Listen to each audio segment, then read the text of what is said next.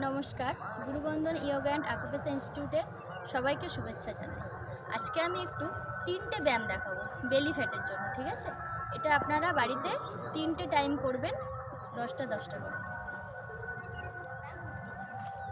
First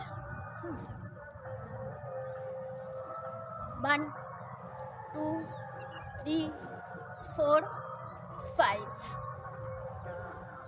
1 2 3 4 5 second step 1 2 3 4 5 6 7 8 9 10 and third step 1 2 3 4 5 6 7 8 9 10 নমস্কার।